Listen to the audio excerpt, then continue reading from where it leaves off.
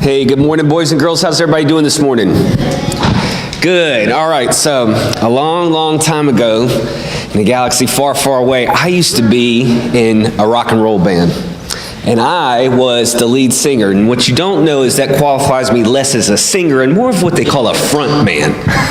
So, my job was to take the crowd and get them excited and get them to participate. So this morning I'm going to have to call back on my experiences as a front man and get the crowd to participate, and that is you guys. All right, so here's what I need from you. You know how normally you sit in church and mom and dad say, be quiet, be quiet, be quiet, be quiet, be quiet, be quiet, be quiet. Well, you don't have to do that right now. As a matter of fact, I need you guys to get kind of loud, but only because I want you to say, thanks be to God. Can you do that for me? Can you do that for me? When I point to you guys, you're going to say, thanks be to God. Can you do it? All right, ready? 1, 2. Thanks be to God. I can only hear the ladies, fellas. Are you ready? 1, 2, 3. Thanks be to God. All right, all right. So why we say things like thanks be to God is because we want to glorify God. As Christians, our ultimate joy is the glory of God. So, one of the things that I think about is Christ's work on the cross. So Jesus Christ came to earth and he died on the cross for our sins. But it doesn't stop there, because if he just came to die for our sins, it would just be about us. But it's not really about us in the end. Here is what Jesus had to say. And this is what they call the high priestly prayer. So Jesus knows that his time on earth is coming to an end, and he's praying to God the Father. This comes from John chapter 17, verse 1. Here's what Jesus had to say.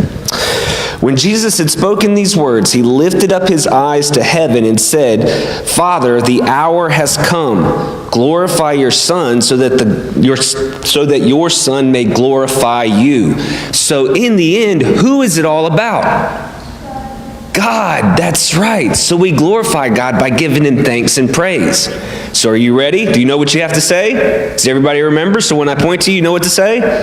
All right. So in the beginning, God created the heavens and the earth. He created all the people. He created you and me. Thanks be to God. That's right, that's right. And even though we didn't really deserve it, God sent his one and only Son to come and restore us to him in goodness and righteousness. He sent Jesus Christ to be a person on earth, to live and walk with us, to do wonderful miracles and all these miraculous things. Thanks be to God. Thank you very much. And in the fullness,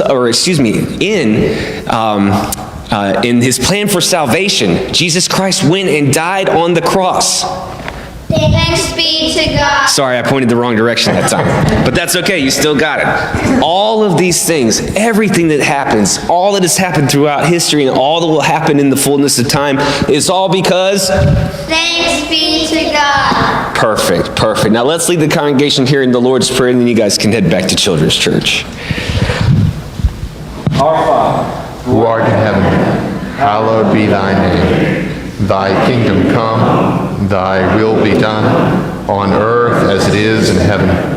Give us this day our daily bread, and forgive us our sins, as we forgive those who sin against us.